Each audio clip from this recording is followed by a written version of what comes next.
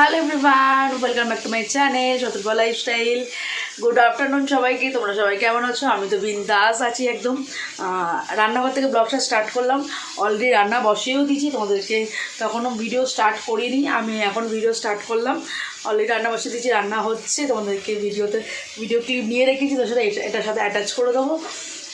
বাদ বাকি গল্পটা পরে হচ্ছে। এখন ব্যস্ততার মধ্যে আছি, রান্না করতে করতে এই যে এখন রান্না বসিয়ে দিয়েছি।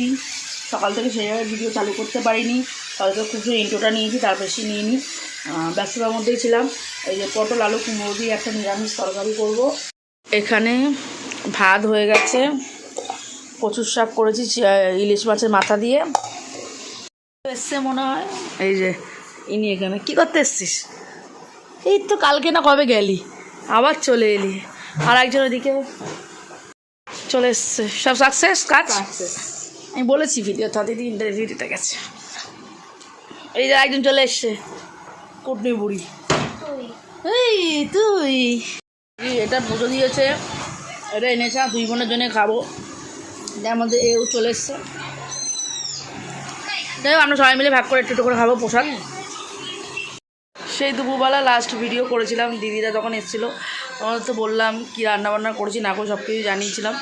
ভাত করেছিলাম, শাক করেছিলাম ইলিশ মাছের মাথা দিয়ে, আর করলাম পটল আলু কুমড়ো দিয়ে তরকারি করেছিলাম, মাংস ছিল গরম করেছিলাম।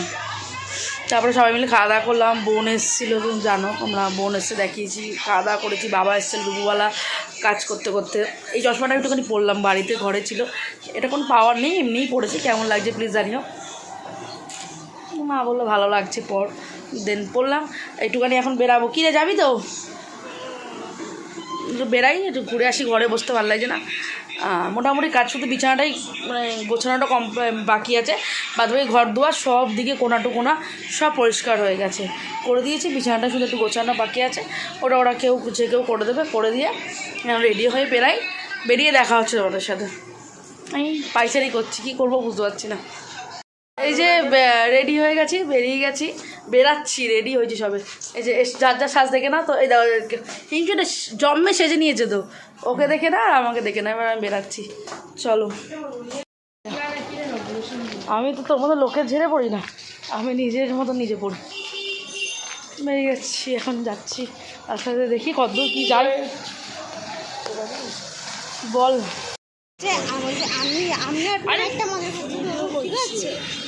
ভয়েস ওভার দিয়ে দেবো, আর কি করবো, সাউন্ড অফ করে দেবো। তোর কথা ছেড়েই দিয়ে। হ্যাঁ, এসে গেছি অলরেডি। কিছুটা চা খাবো, একটু আড্ডা মারবো, বসবো। দেখি চা এখনও খোলা আছে কিনা জানি না, যদি পাই তো ভালো কথা। দেখি চা পাই কি না।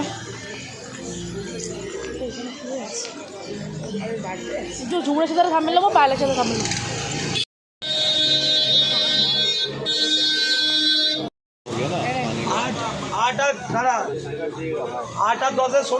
যেভাবে দিচ্ছে ধরবো কি করে, তুই রাখ ঘর। সামনে নেবো, আগে দিয়ে দিতে পারিনি, এই চা খেতে চলে এসেছি।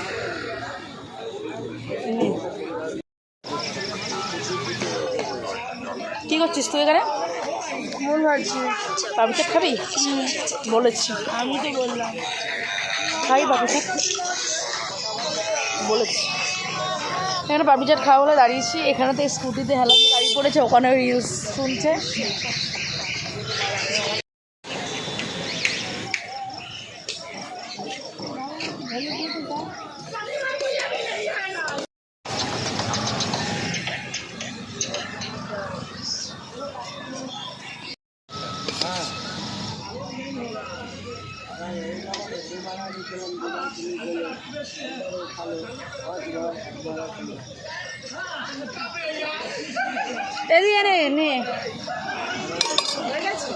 ও হয়ে এসছে নে, মাখা ছিল আলু, তাই না? হ্যাঁ হ্যাঁ, এই জন্যই হয়ে গেছে তাড়াতাড়ি, সুন্দর করে। এই যে পাপড়ি চাট রেডি হয়ে গেছে, তাড়াতাড়ি রেডি করে দিয়েছে। আবার তোল মশলাটা, হ্যাঁ হ্যাঁ, এই জন্য 50 টাকা এমনি নিয়েছে।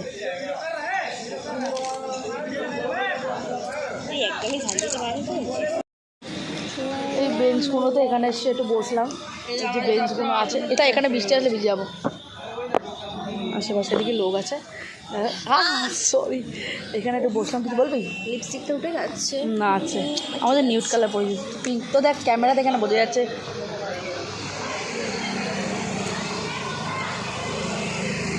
থাম্বনেল না দিয়ে ঢং করে নিলাম, গল্প করে। আরও কি করছে ও ও? ফোন দেখছে। হ্যাঁ, বৃষ্টি পড়ছে নাকি? এই সাইড এখানটায় তো একটুখানি বসে আছি, দেখলেই বুঝতে পারবে তোমরা, আর আশপাশে ব্লগ দেখো।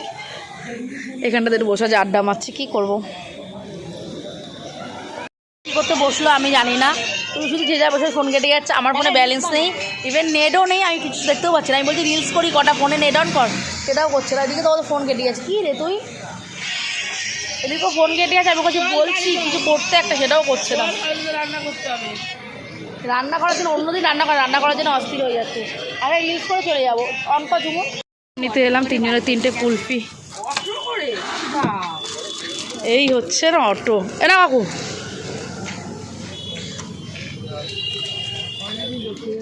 সিঁড়িতে আলাম, দিদি নিচ্ছে মিষ্টি, মায়ের জন্য বোধে খাবে বলেছে।